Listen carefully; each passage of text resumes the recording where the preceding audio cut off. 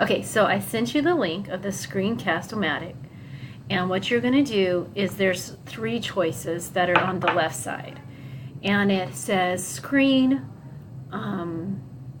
what's the second one? Webcam, or both. So we're on both right now. So I think what you want to do is you want to choose webcam, because then it'll give you a full screen.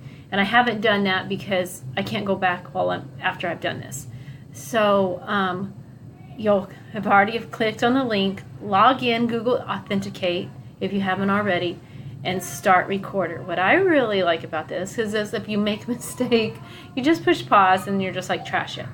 So what you're going to do is you're going to push record, which is down here below your screen on the left side, and then do it, look at it, and then I think it says something like save itself, or say something. It's the first note, and then we'll save the link, and then we'll put it on YouTube.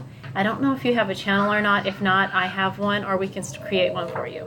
All right, thank you, and I'll send you both these links. That way you can kind of get started. Go ahead.